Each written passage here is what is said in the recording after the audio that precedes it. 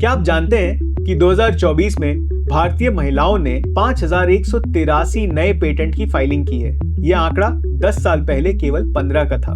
क्या आप ये जानते हैं कि 2015 से 2024 तक भारत में पेटेंट फाइलिंग 17 गुना बढ़ी है। भारत अब सिलिकॉन वैली के स्टार्टअप से ज्यादा तेजी से इनोवेट कर रहा है। मैं प्रतीक खरे हूं और आज हम इकोनॉमिक सर्वे के उस चैप्टर का विश्लेषण करेंगे जो आपको ये बताता है कि फैक्ट्रीज, फार्मास्यूटिकल और एमएसएमईज ये हमारी इकोनॉमी को एक $5 ट्रिलियन इकोनॉमी बनाने की ओर कैसे ले जा रहे हैं। आज दुनिया में 24,000 नए ट्रेड रेस्ट्रिक्शंस लगे हुए हैं और काफी जगहों पर जहाजों का काम भी ठप है। लेकिन ऐसे में भारत की फैक्ट्रियां एक रिलेटिवली तेज रफ्तार से बढ़ रही हैं। इस साल उद्योगों ने 6.2% की ग्रोथ रजिस्टर करी है, चीन से भी ज्यादा। मैन्युफैक्चरिंग परचेजिंग मैनेजर्स इंडेक्स पिछले 14 महीने से 50 से ऊपर चल रहा है। ये एक मंथली इकोनॉमिक इंडिकेटर है जो किसी भी देश के मैन्युफैक्चरिंग सेक्टर की हेल्थ और डायरेक्शन का आकलन करता है।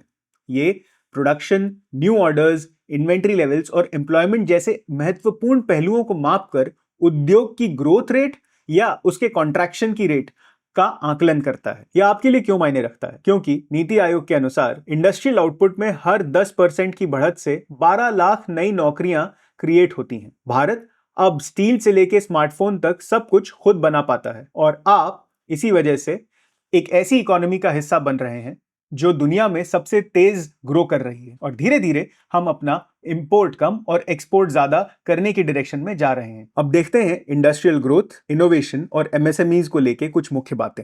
शुरू करते हैं इंडस्ट्रियल ग्रोथ से।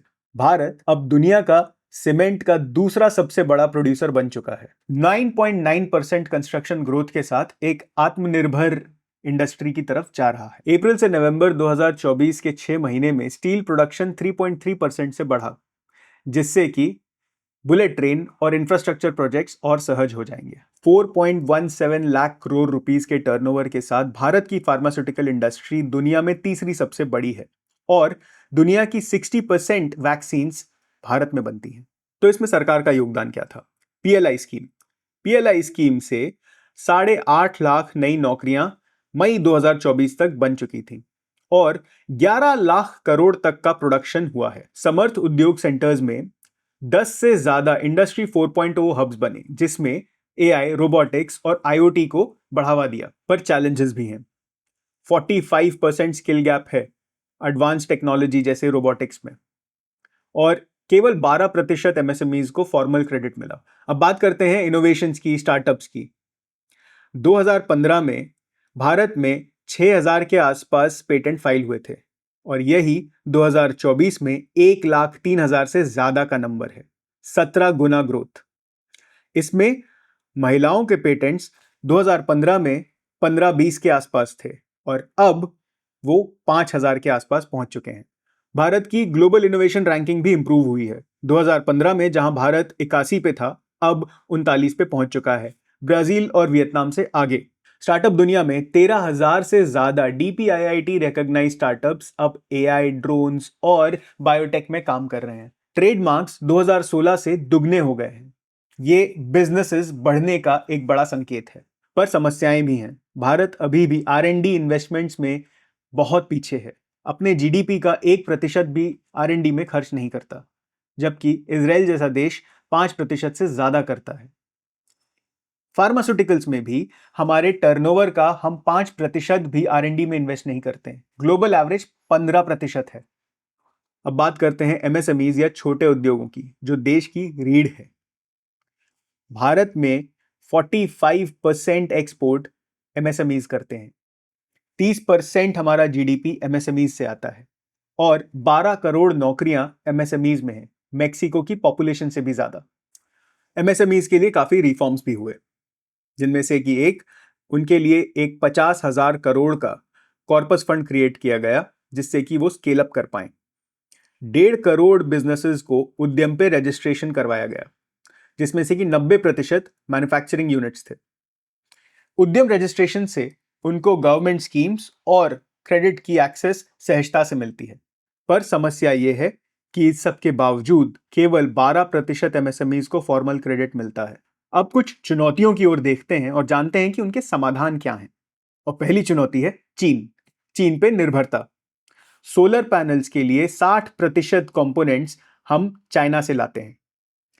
फार्मास्यूटिकल्स में 80% एपीआईज या एक्टिव फार्मास्यूटिकल इंग्रेडिएंट्स चाइना से आते हैं। ये एक बहुत बड़ा रिस्क है, पर इसका समाधान है पीएलआई स्कीम।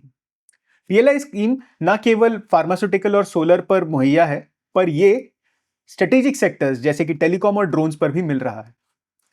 दूसरा, वैश्विक आर्थिक विखंडन या जियो इकोनॉमिक फ्रैगमेंटेशन। रेड सी कॉन्फ्लिक्ट्स की वजह से शिपिंग कॉस्ट 40% से ज्यादा बढ़ गई। इसका सॉल्यूशन, चाबहार पोर्ट और आईएनएसटीसी से हम इन अलग अलग चोक पॉइंट्स को बाईपास कर सकते हैं। और तीसरा, एमएसएमईज को लोन नहीं मिलता। 88% एमएसएमईज अभी भी इनफॉर्मल हैं और इसीलिए उन्हें क्रेडिट मिलता नहीं है। इसका सॉल्यूशन क्या है? अपने कंप्लायंसेस के स्टेप्स को कम करें, कम से कम 50% से। तो हमें करना क्या चाहिए?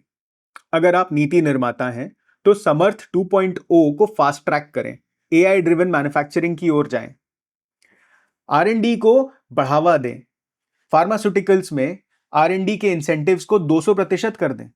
अगर आप निवेशक हैं तो कुछ सेक्टर्स पर ध्यान दें, EV components, green cement, shipping और एपीआई मैन्युफैक्चरिंग। और ऐसी कंपनियों से थोड़ा दूर रहें जो चाइनीज इंपोर्ट पे ज्यादा निर्भर हैं। अगर आप नौकरी के इच्छुक हैं तो इन स्किल्स पर ध्यान दें, एआई, रोबोटिक्स, फार्मास्यूटिकल आरएनडी।